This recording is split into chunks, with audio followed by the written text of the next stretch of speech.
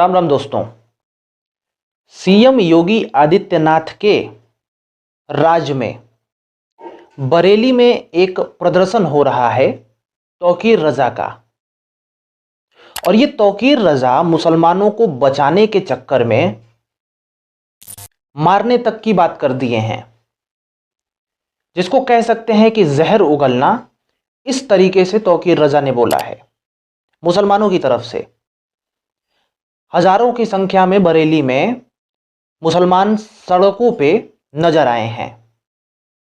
तौकीर रजा ने क्या बोला है, जरा देखिए कि किस तरीके से जहर उगला है। जिन दंगाइयों पर बुलडोजर का उपयोग होता है, उस बुलडोजर को भी गलत बताया है और दंगाइयों को एकदम साफ सुथरा स्वच्छ, मतलब कुछ नहीं, कुछ इसी प्रकार की परिभाषा दी है अपने वक्तव्य से। सुनिए किस तरीके से क्या कहा। सबसे पहले तो उन्होंने हल्द्वानी को लेकर के बोला, वो हल्द्वानी जहां पर कि पुलिस बल जाती है अवैध मदरसे और मस्जिद को तोड़ने।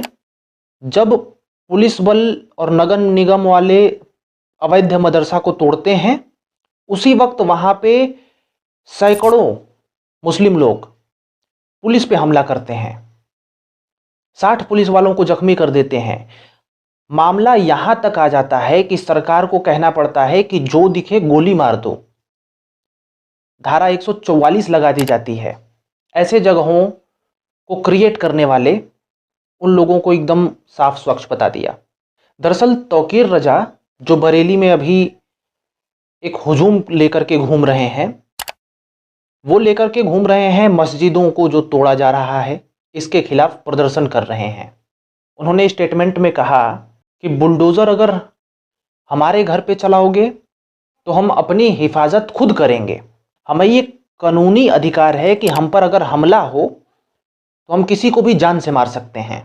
ये जान से मारने की बात यहाँ पे निकाल के तौकीर रजा बैठ गए। इन्होंने कहा कि हम अब बुलडोजर को बर्दाश्त नहीं करेंगे, हम लोग बुलडोजर को बर्दाश्त नहीं करेंगे, हमारी कौम बुलडोजर को बर्दाश्त नहीं करेगी और ये हमारा कानूनी अधिकार है। मैं एक बार आपको बता दूं कि जो भी अगर कोई व्यक्ति देख रहा हो और जिस प्रकार से ये बोल रहे हैं कि हमारा कानूनी अधिकार है कि हम मार दें सामने वाले को, वो अगर जान से कोई आपको मार रहा है, उस वक्त आप उसे मार सकते हो। याद रहे कि कोई भी बुलडोजर से कार्यवाही हो रही है सरकार के द्वारा तो आप जान से नहीं मार सकते हो। अगर इनके बहकावे में आओगे तो जेल पक्की। कानून पढ़ लीजिए। ऐसे जो आकर वक्तव्य देता है, इनके समर्थन में या फिर इनकी बोली गई बात पे अमल मत करिए। बाकी सुनिए कि और इन्होंने क्या बोला। इन्होंने कहा कि हम अपनी तकलीफ किसको बताएं, बुलडोज किया जा रहा है लेकिन सुप्रीम कोर्ट चुपचाप बैठी हुई है। सुप्रीम कोर्ट को स्वतः ही संज्ञान लेना चाहिए इन सब मामलों में। लेकिन दुख तो इस बात का है कि सुप्रीम कोर्ट भी कुछ नहीं कह रही है। हम अपनी बात किसी को जाकर के कैसे कहें, किसको कहें, कौन सुनने वाला है। इसीलिए हम अपनी रक्षा अब खुद करेंगे। उन्होंने ये भी कहा कि जो भी व्यक्ति कोई क्राइम करता है और जिस प्रकार से उसका घर तोड़ा जाता है, तो वो ना हो। क्यों ना हो? क्योंकि क्राइम उस व्यक्ति ने किया है, ना कि उसके घर ने। क्राइम उस व्यक्ति ने किया है, ना कि मस्जिद और मदरसे ने। हालांकि शायद ये बोलते समय वो ये नहीं सोच रहे होंगे कि अगर आप अवैध मजार बनाओगे, अवैध मस्जिद बनाओगे, तो जमीन तो आपकी है ही नहीं, तो सरकार तो उसको ध्वस्त कर रही है। आपके घर को कब कर रही है? जिसके पास रजिस्टर्ड है प्रॉपर्टी उसके नाम पे, उसका थोड़ी हो रहा है। जो अवैध कर रहा है उसी का ध्वस्तीकरण हो रहा है। लेकिन ये भड़काने के लिए मीडिया में बोल रहे हैं और हजारों लोग नाच रहे हैं इनके साथ साथ। इन्होंने ये भी कहा कि जो ध्वस्तीकरण की प्रक्रिया होती है वो कोर्ट के आदेश से होनी चाहिए, ना कि पुलिस प्रशासन के द्वारा।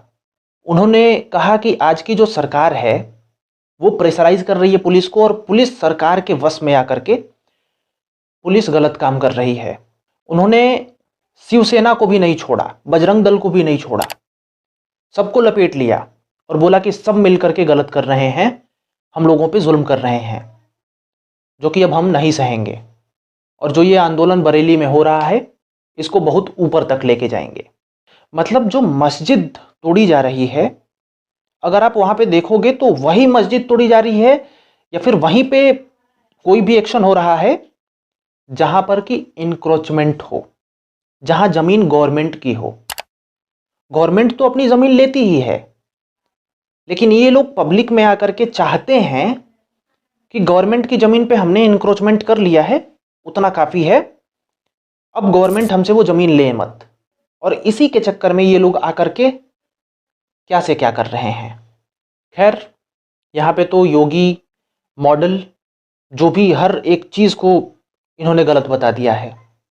आप क्या समझते हो, कौन गलत है कौन सही है, आप बताइए। जुड़े रहिए हमारे साथ। राम राम, मैं हूं अंकित सिंह।